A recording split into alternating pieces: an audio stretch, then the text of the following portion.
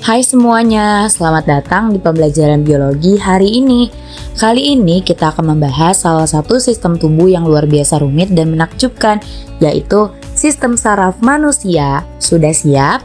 Yuk, kita mulai perjalanan mengenal pusat pengendali tubuh kita. Sistem saraf adalah sistem organ yang paling kompleks di dalam tubuh manusia. Bayangkan, ada jutaan sel saraf atau neuron yang saling terhubung membentuk jaringan komunikasi super cepat. Sistem saraf inilah yang membuat kita bisa berpikir, bergerak, merasakan, bahkan mengingat. Sistem saraf manusia dibagi menjadi dua bagian besar. Yang pertama, sistem saraf pusat, yang terdiri dari otak atau sumsum tulang belakang. Yang kedua, sistem saraf tepi, yaitu jaringan saraf yang menghubungkan seluruh tubuh dengan pusat pengendali tadi. Nah, unit terkecil dari sistem saraf disebut neuron.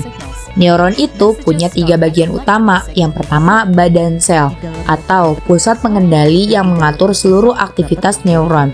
Yang kedua, dendrit, si penerima pesan dari neuron lain.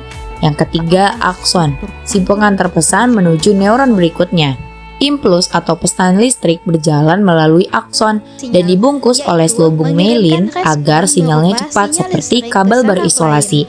Kalau tidak ada myelin, impuls berjalan lambat. Menarik kan? Selain neuron, ada juga sel neuroglia, bisa dibilang asisten bagi neuron.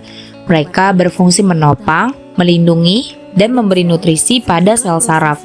Contohnya, astroid yang menyatukan neuron, oligodendrosit yang membuat myelin di otak, mikroglia yang bertugas seperti pasukan pembersih, dan juga sel ependima yang melapisi rongga otak dan sumsum tulang belakang. Ketika satu neuron ingin mengirim pesan ke neuron lain, mereka bertemu di titik yang disebut sinapsis. Namun, mereka tidak benar-benar bersentuhan. Pesan listrik berubah menjadi pesan kimia lewat zat yang disebut neurotransmitter. Ada 2 jenis, ada eksitasi yang mempercepat impuls, ada juga inhibisi yang menghambat impuls. Proses ini terjadi hanya dalam waktu sepersekian detik, luar biasa cepat. Ketika kulit kalian menyentuh benda panas, kalian pasti akan langsung menarik tangan kalian. Ini adalah contoh dari gerak refleks, terjadi tanpa kamu sempat berpikir. Sementara gerak sadar, seperti mengangkat pulpen, berjalan, berlari, dan lain sebagainya, itu melibatkan otak yang memutuskan untuk bergerak. Proses penghantaran impuls dimulai dari reseptor yang menerima rangsangan, lalu dikirim lewati neuron sensorik menuju otak atau sumsum tulang belakang, diproses dan akhirnya dikirim ke efektor otot atau kelenjar yang menghasilkan gerakan atau respon.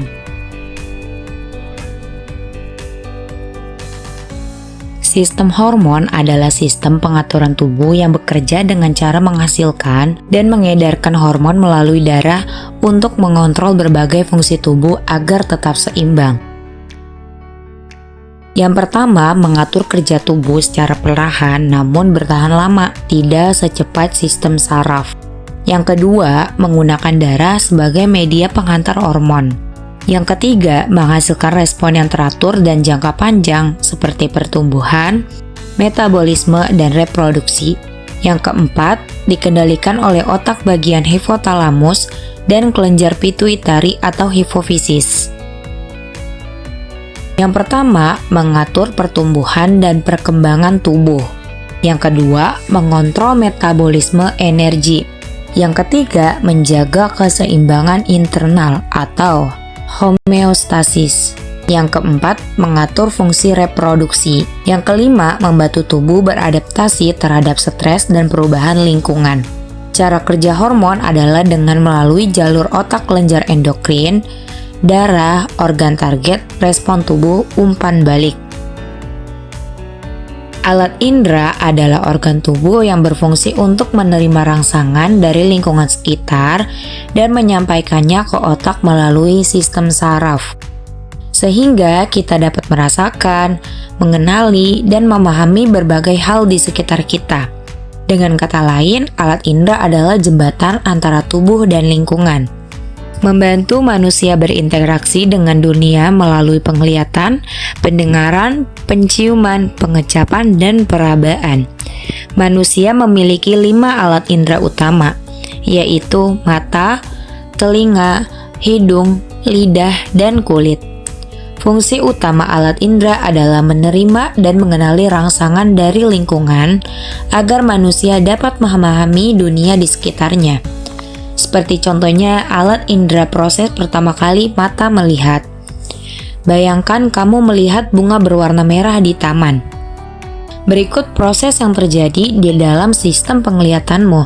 Yang pertama, cahaya memantul dari benda atau bunga merah.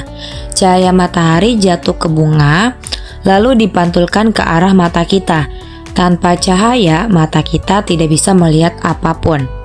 Yang kedua, cahaya masuk ke mata melalui kornea. Kornea adalah bagian bening di depan bola mata yang berfungsi mengumpulkan dan memfokuskan cahaya yang masuk. Yang ketiga, cahaya melewati pupil. Pupil adalah lubang hitam di tengah iris atau bagian berwarna pada mata. Ukurannya bisa berubah, melebar saat gelap dan menyempit saat terang untuk mengatur banyaknya cahaya yang masuk. Yang keempat, lensa mata memfokuskan cahaya ke retina. Seperti kamera memfokuskan cahaya agar jatuh tepat di retina, atau lapisan pekat cahaya di belakang bola mata. Yang kelima, retina menangkap gambar. Di retina terdapat sel batang atau rod cell dan sel kerucut atau cone cell. Sel batang peka terhadap cahaya redup, melihat hitam dan putih. Sel kerucut peka terhadap warna merah, hijau, atau biru. Sel-sel ini mengubah cahaya menjadi impuls listrik. Impuls listrik dikirim ke otak melalui saraf optik. Sinyal dari retina dikirim lewat saraf optik menuju otak bagian belakang atau lobus occipital. Yang ketujuh, otak menafsirkan gambar. Otak menerima sinyal listrik tersebut dan menerjemahkannya sebagai gambar bunga merah yang kamu lihat.